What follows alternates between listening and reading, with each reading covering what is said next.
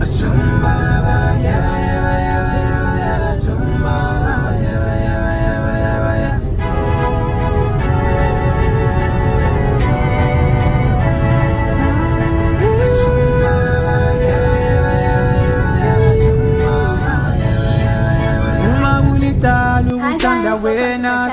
is your favorite baby mama, and I am in the hizzy one more time. Thank you so much for watching my vlog.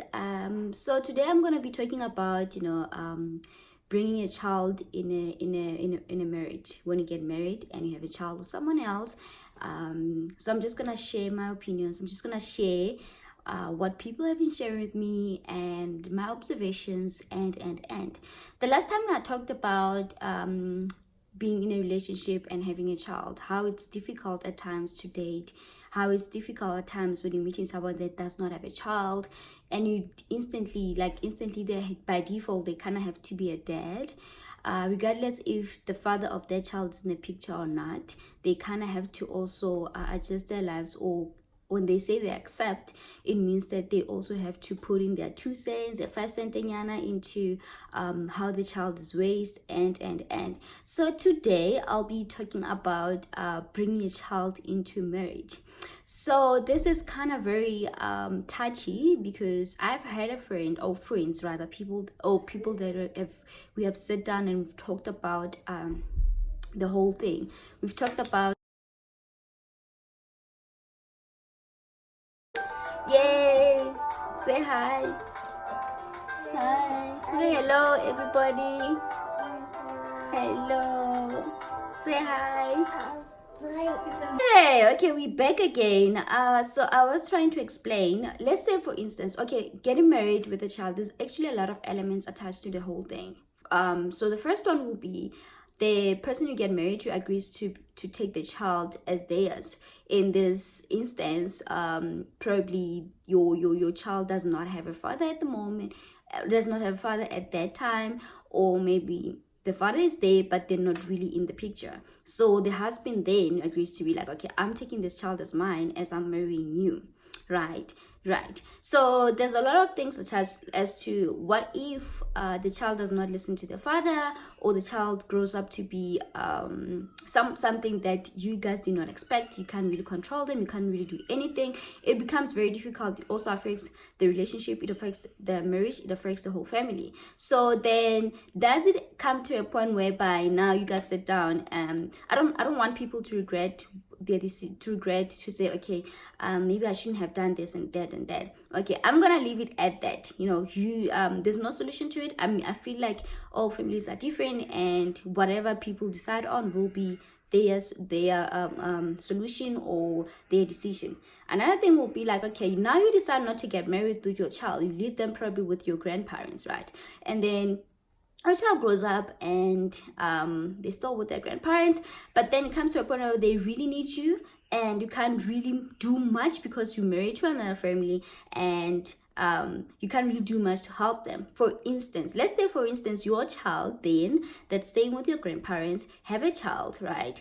So now there's you, the mother, and that can only be helping, but then because they're not recognized in that family, it becomes a bit difficult for them to be like, okay, mom, please help me out, mom, please look after my child while I go and hustle or look for a job or try to get my life in order. Now it's going to be a thing of, oh my goodness, I cannot take this child because they're not recognized in this family that I'm married to, guys. So every decision kind of will have its own consequences or its own result, and I just feel like whatever decisions that we make, we kind of have to take responsibility for them in the long run. But then we go back to, what does that do to your child? It's a very complex situation, because you kind of really like, okay, I don't want to get married, right? And because I have a child, I don't want my child to be confused and could be confused or get into a situation whereby it's out of control. What does that do to you as a person?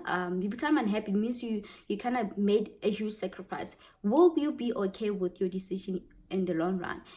Your whole life, will you be okay? Is it not gonna be a thing of you now stuck and angry because you're just looking at this child and be like, okay, I made a sacrifice for you, now you have to pay me back anyway? or do you get married with your child?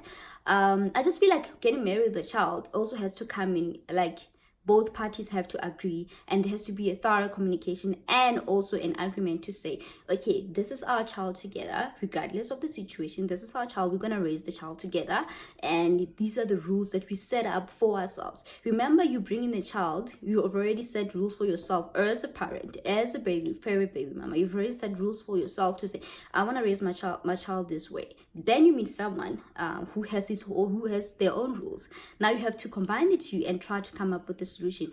The thing is, as much as you try to protect your child, I feel like you shouldn't actually try to make your own decisions, because you're saying, this is my blood, I raised the child when they were young and I know how they react to certain situations. You kind of have to bring the husband there together and make decisions together. Yes, like I said, sometimes you don't have control over this. Regardless, you can come up with solutions with your husband and whatever. But then in the long run, it's gonna be a thing of the child just decides to do their own thing. Does that bring fights in marriage? Does that bring like uncertainties or into your marriage and whatnot? So these are just stuff that I'm just putting out there. These are not solutions, these are just my suggestions. And like I said, you can comment, you can like, you can send me your stories, you can send me your opinions, and we can just talk about this. So guys, this is just this thing. So I wanted to conclude the whole thing of being your favorite baby mama, being your favorite baby, dating, and getting into marriage with a child. So if there's other things that you want me to talk about or that you want us to discuss, please let me know on the comment section. Don't forget to like, don't forget to subscribe and share. And yeah guys, we are actually on our way to 200 subscribers. Thank you so much for the support. Just follow me on Instagram, also favorite baby mama on Insta. I am your favorite baby mama on Facebook. Like my page, and you can just check out on what I'm up to, what I've been up to. Yes, the exciting stuff that I've been doing. Probably not really exciting, but exciting stuff. I also do go live at times, so you can just follow me on my social media handles, and yeah, we can chat. Thank you so much for watching. See you guys next time. Bye.